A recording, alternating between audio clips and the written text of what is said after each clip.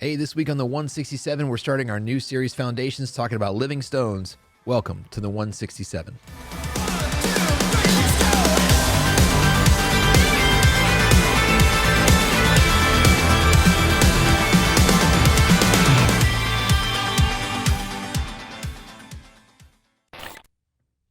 Hey, welcome back to the 167. I'm here with Pastor Rick George. Good morning. Senior pastor of the one and only New Life Community Church. It's probably not the only. There's a lot of New Life. People always ask, are you part of the New Life Community Church? No. No. What about lifechurch.tv? No. What How about Life Mission? No. Yeah. No. Just because it has the word life in it, or community, or even New Life Community, which is in Olathe, no. What about Pan de Vida? No, that's the bread of life. That's the Hispanic church here in town. Oh, yeah. So we started our new series, Foundations. We did. And we started talking about, we're going to talk about all kinds of stones. We're going to talk about living stones, cornerstones, standing stones. It's going to be wild. Yeah. So you did a great job. You get to preach this week, and you'll have next week's message. So as always, I had people come up to me and say, wow, it's like you have the day off. I'm like, well, not exactly. Right. Yeah. So nobody else gets their day off from work and then goes into their job and watch somebody else do what they normally do. Yeah. And say, hey, you had a day off. Right. Like, no, it's It's not like I'm building a building or ministering to people or, yeah, you know. so, but it was good just to be able to sit and not have that expectation of preparing a message, delivering a message, and then you did a great job. So Thanks. Awesome. Did you like my cats thing? Cats make terrible bricks. You said that? That must have been when I was dosing. Yes. It's like everybody's like, I was wondering, where's he going with this? Where and I'm are like, you going with the cat? mission accomplished, as long as you're paying attention. Well, So this week we're talking about in the coming weeks, we're talking about 1 Peter chapter 2, where Peter's talking about this idea of Christ being the cornerstone, and we're living stones, and all these different things that are going on. And this week we were just kind of asking the question of, and talking about like people that have gone before us and laid foundations, and then how those branch out and kind of become other people's foundations for faith. So I just wanted to start today and kind of ask you, like, what do you think, if you want to pay honor to a few people that have come before you in your foundation, what were some of what you thought were like the foundation blocks that you have built your faith on? yeah. So in ministry, I'll just take my role as a pastor, the people who have invested in me, and I will go back, even though it didn't end well, and there was a lot of wounds that took place. I'm forever indebted to Dan Parker, who was the pastor of the church that Trudy and I were attending, and he asked me to be part of their staff full time, gave me that opportunity to step out of the secular world. And that was your first time, right? That was the first job I had. I was serving faithfully in the church. We had been there for a while, and so I left my career, in the secular world, and went into full-time ministry, and that got the ball rolling. So I appreciate his confidence in me and giving me that opportunity. And then beyond that, like the next person who really did like impact me in a very significant way is Pastor Tom Blasco. He was a pastor at Great Plains Community Church, and he, along with Kevin Horner, who was the children's pastor there, took my broken life when I left Church of the Solid Rock and spoke life into me and encouraged me and helped me kind of reposition myself when I was discouraged and ready to give it up. And they walked that journey with me. So again, forever indebted and grateful for Pastor Tom Blasco and his heart and his influence into my life. And then when this opportunity came available, and I was going to become the pastor at New Life, so Pastor Tom was offering me a full-time position there at Great Plains, and then I had this opportunity. And he came to me and he said, hey, we would love to have you here, but if that's where you feel like God's calling you, we're behind you. We will support you. And they prayed over me, and it was an awesome thing. So you got to love that when the church is the kingdom and you can send people well. Yeah. And then for here in this location, you gave a little church history. I bring it a little closer in and to think about the people who, like Bruce Taylor, who's still one of our elders. He's recently retired and, probably won't remain an elder here at New Life, for much longer. But He's traveling and visiting his yeah, kids. I mean, he's all over. He retired, and he doesn't have, he's got more free time. He can go do things, and so, but anyway, Harvey Miller was the pastor here after kind of that initial launch, and then Harvey Miller came here, and he was like the pastor for a while. I've met with Harvey. I honor him. When we built our current facility, I had him come as part of that grand opening, That's and I cool. recognized him, and I celebrated the work that he had put in and the investment he had made.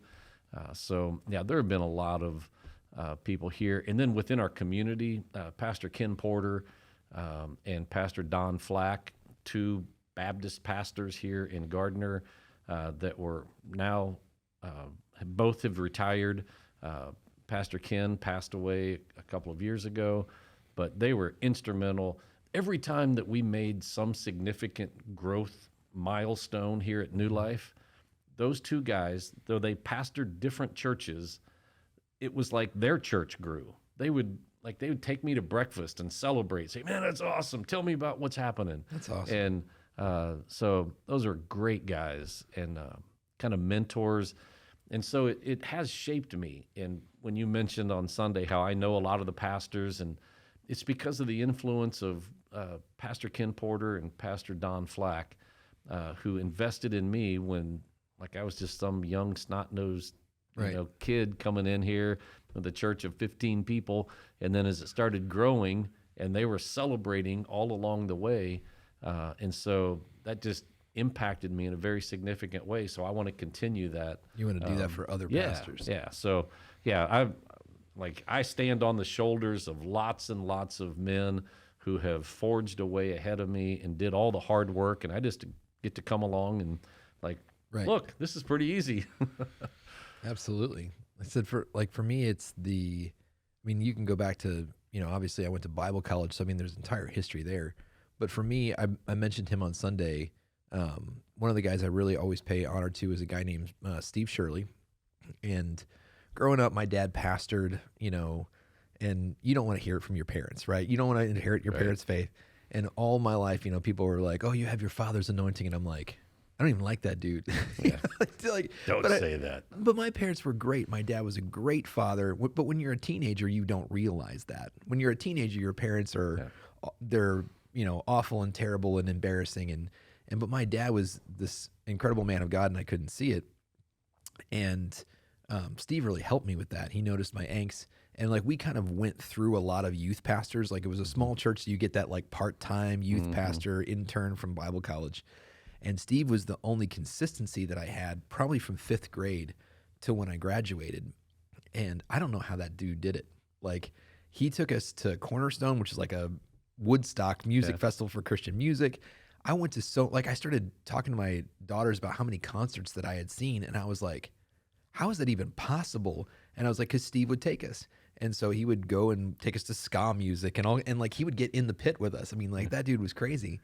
And he led a Bible study in his home for the guys and was my first accountability partner. And so he really was able to walk me through. And then we had a program. I think I've told this story before, but we had a program kind of like the Friday nights after football game. But it was every Friday night. And he's like, "We need worship. You need to figure out how to lead worship." And I was like, no. I have 2 years of piano lessons and I play drums. And so, no. And so I went and took... he's like, "You have to figure this out. It's your responsibility." And so I had to figure out how to learn to play guitar, and it was awful. But I started leading worship when I was 15, 16 years old because Steve made me. Yeah. And so just pushed me in that area. And so there've been a lot of people that have been influential, but I think Steve really helped me through that real tumultuous teen, era. And then it helped me accept my calling. Obviously I've worked for a number of different pastors. A guy named Wes Tisher was actually an associate pastor in Hannibal, Missouri, and he really helped me out when I was there. Wes and Eloise loved them.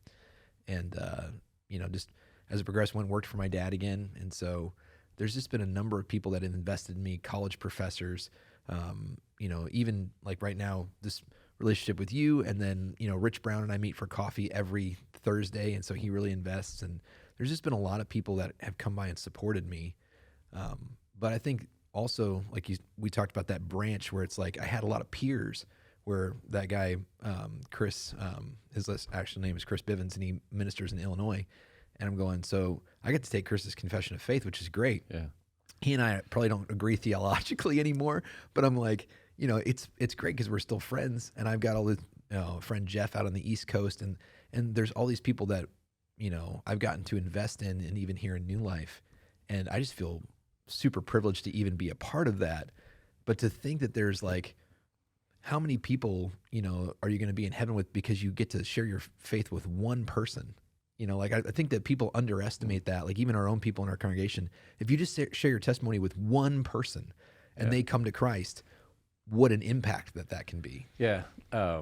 Just listening to you talk about the people, some other names just started coming to mind, but one of them that stands out that was such an encouragement to me, even though we didn't have a close relationship and I only saw him periodically because like they didn't live nearby, but it was Randy Swearingen's dad.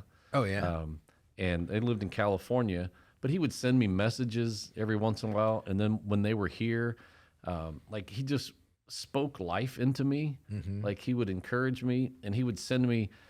I always knew when my message, like when I preached something that wasn't really that great, because he would send me a message and say, that was a great message, Pastor. He said, you're doing an awesome job you needed there. Encouragement. Yeah. And so he would, I'm like, I don't hear from him very often. That must not have been a very good one. But yeah, he was such a blessing to me. And again, my heart goes out to the Swearingens. Randy's dad died not long ago. And so I'm going to miss those emails of encouragement. So anyway, just, all the people who kind of lead the way and kind of make what we do possible. Right. And I think people don't get that about all of the impact that you can even have here. Like think about how many of our own people are volunteering at youth, and they're going to grow up someday and say it was Jen Berg that walked me through that season of my life, or it was Vicky Greener, or it was Shannon, or it was Aaron Stroman. And they're going to they may or may not remember who was any of the pastors at that time, but they're going to remember that person that kind of invested in them and said hi to them. Yeah, so it's so important for everyone. All the listeners that we have here on the podcast, anyone that was here on Sunday, just to reflect back on who impacted my life and then whose life am I impacting right now? Yeah. Who am I investing in? And then just do what God asks you to do in their life. Right.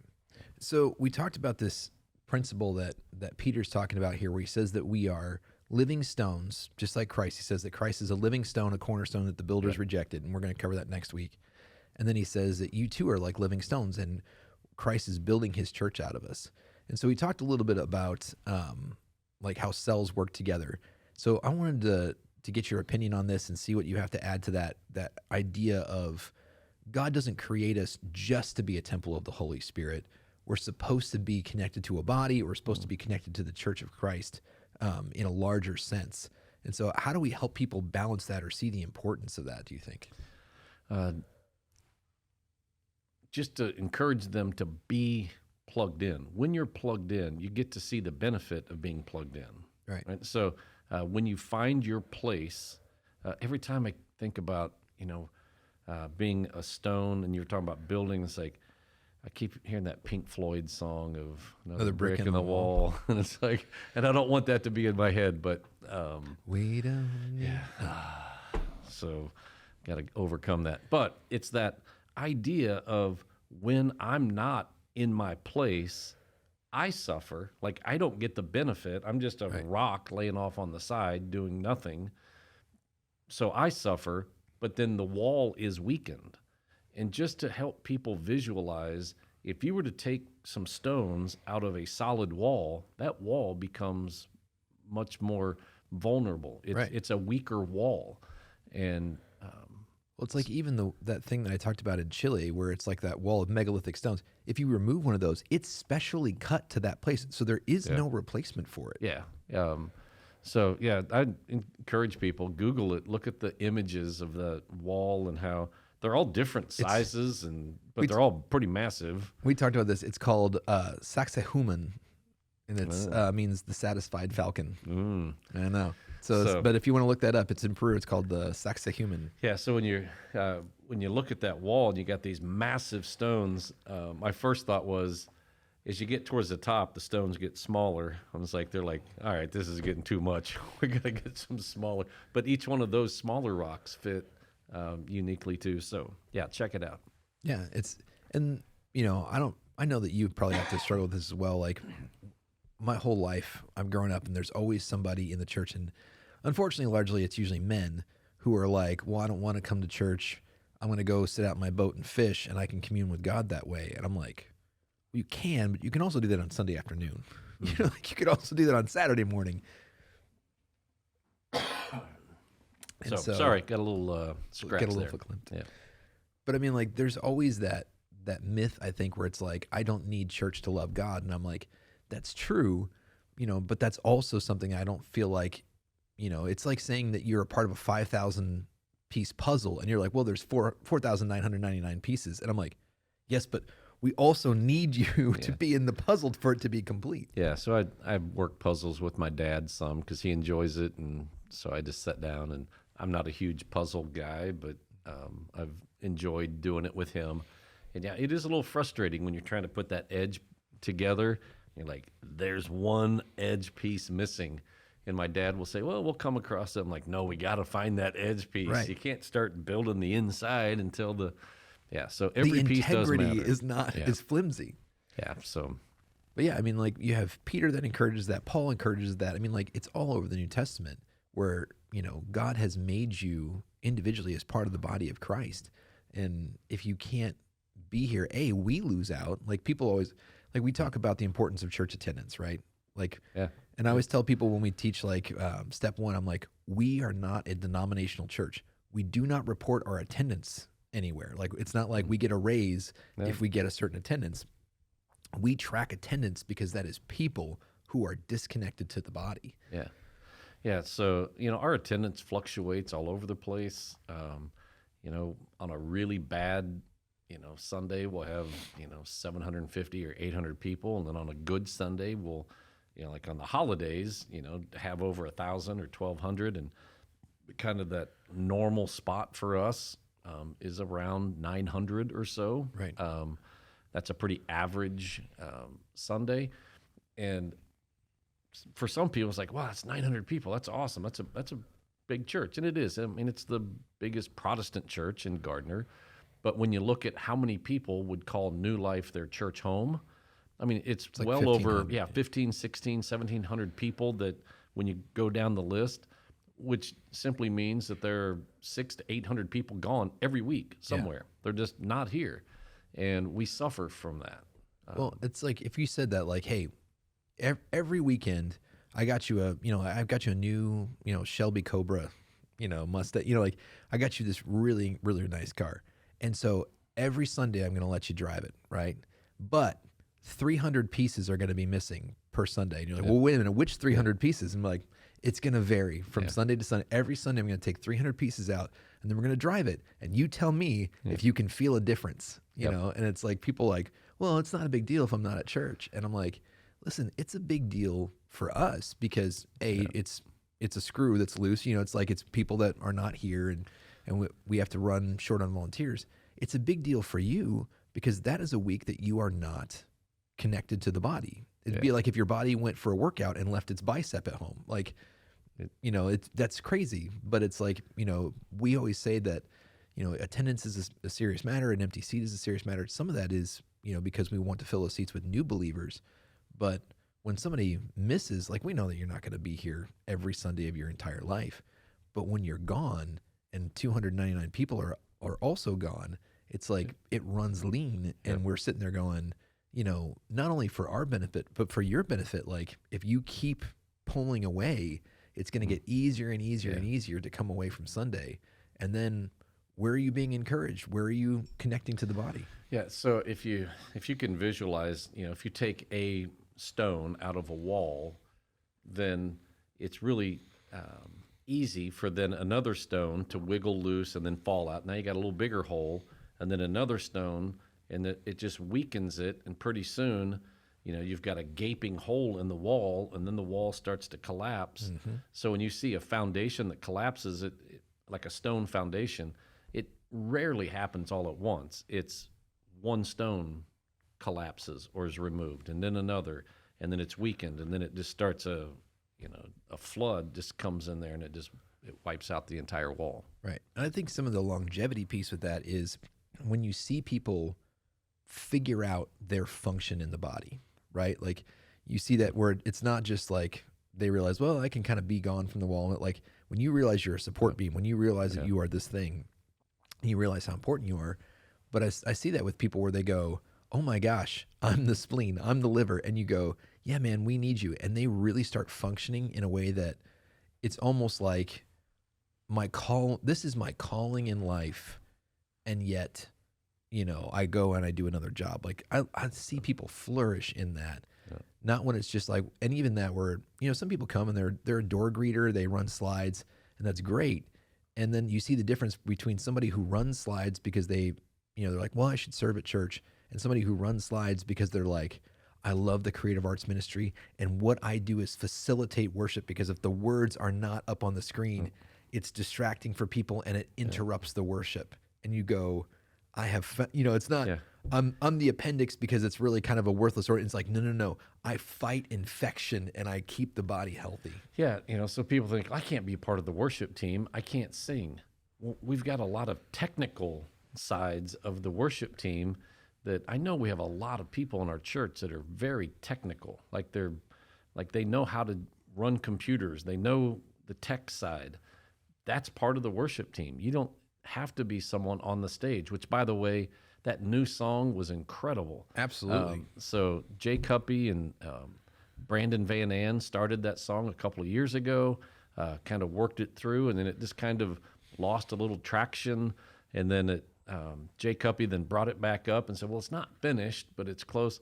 And then some of the other creative arts teams said, well, let's finish it up, man. Let's make it happen. And fits perfectly in the series. Yeah, and Pastor Andrew talked with Jake and said, hey, I've got some ideas for the bridge that we can throw in there, and I'll share it. And then each one did their part, and then we got to worship with a song. So I met with Andrew yesterday, and I said, what's your goal for next year? Give me a goal of how many songs you want your team to write next year. Yeah. Because I want it to be more than one. Because that was great. Yeah. You have some gifts. Tap into that. Give me a number, and let's shoot for that in 2024 of how many songs do you want your team to be a part of writing, so we get to worship to some of our own creative elements and tapping into the gifts and skills of our own people. Right. But not everybody's a songwriter. No. Right. But even in that sense, it wasn't one person that pushed that. Like, it took a team of people. Yeah. And so you may not be a songwriter, but I just know whenever we talk about new ministries, so when we've been talking about for years about a parking lot ministry, right? Mm-hmm. I got here eight and a half years ago, and it was like, we want a parking lot ministry. And I'm like, I tried 2-3 times to be like, okay, we start that up, and we get it at Easter or Christmas. And it wasn't until Josh Randall and Chad Bartell stepped up and took ownership of that now it's a reality, because they said, we had Chad do that at the big one when we were out in the field, and he came to me and he goes, I just realized, he goes, because I do this, he does it at the Chief Stadium, because he was with the sheriff's department. So he goes, I like doing it, and it's and I do it really well, and I do it out in the world. Why wouldn't I do that here? And I'm like, yes, man, yes. It's so good that when he figures that out, and then it's then we'll get a team together, and I'm going, half the time we don't start new ministries because we do not have the leader. Yeah. And it's when you find out, because people are like, well, why don't you just start this? I'm like, well, I'm not that. I'm the lung. I'm not the liver. And it's so I'll just pray to God, Lord, I'm going to wait on you. And then it's provide somebody. And then you have Chad Bartell step up, and I'm now we can function in that. And then you see the body come alive in a completely different way. Yep. And that could be any one of our listeners. It could be anyone at our church. Absolutely. So, what's your last 5% on being a living stone? We talked about being a living stone. We talked about being a temple of the Holy Spirit, being a part of the body. I think the last thing that I would add is just how important it is for every single person to realize the value and the worth that they have individually, that God created them on purpose and for a purpose. So you fit somewhere. And for everyone to just take a moment and think, where do I fit? I mean, just process that. What are some of the things that I love? What are the things? Here's a great way to go about trying to figure out where you fit. What are the things that you notice that bug the daylights out of you? And you're like, man, I wish that was different. Boing. Like the light should go off and say, well, how can I be a part of the team and take ownership of something that we're trying, it's just not going well. Right. And we just need somebody with the passion to make that excellent. So just start thinking about what are the things that I notice that maybe nobody else notices, and maybe that's where God's calling me. What am I good at? What do I enjoy? What are the things that I just can't quit looking at and jump in there? I was thinking about it, I'm like, it's like a chicken complaining that there's no eggs for breakfast. Yeah. I'm like, Yeah. come help. Yeah. You can do this. You can do it. Yeah. So I would agree with that. And I think even taking that to that step of it could be you. And also, I think that sometimes things are slipping at our church, or, like I said, we're not firing on all cylinders because we're missing a piece. Like we're missing a piece of our body. We're missing someone who's passionate about this or that. And I'm going, and maybe that person doesn't even go to our church yet. And yet someone in the community. Maybe they're just kind of wishy-washy about their faith, or maybe they're far from God. And being able to connect them to their passion might be the way that you connect them to Christ. Yeah. Because if they're sitting here going, well, I'm super passionate about our community, and we go, man, we do the big serve. Like we do the big serve, and we go around, we pick up trash, and we serve our community. And they go, well, I don't love Jesus, but I'll do the big serve. And then they start to wonder, and they go, why am I so passionate about this? And be like, because that's the way that a loving God designed you. It's not chance. It's not some random combination of atoms. God made you that way, and then they get to connect to Christ that way. So not only should we focus on our people and like, hey, you need to find where you fit, but there might be something that you, again, recognize and you go, well, this seems to be a challenge in our church. I know a dude, and it's like, but he doesn't believe in Jesus. Hey, like, well, depending on obviously we don't want him to teach on Sunday morning, but I'm like, if it's, hey, I have a guy that's super passionate about tech, or just the friendliest guy that you'll ever meet. But like, we want him to serve here, and hopefully through service, we'll discover Jesus Christ. Yeah. Like, if you connect him to the body, it's just a matter of time before you graft him in. Absolutely. Well, thanks for being here this morning. Guys, thank you for joining, and just stay tuned. We're going to be in this series for another 3 weeks, and we'll probably have exciting things to talk about with moving to the new building, because it's happening, baby. It's coming quick. All right, we'll see you guys here next time here on the 167. If you enjoyed this episode of the 167, make sure you like, subscribe, follow, get notified, leave a 5-star rating and a positive review. Tell all your friends to listen as well. Make sure you go over to newlifegardener.com and check out all that we have to offer as a church, and check out our messages online as well. Thanks for listening.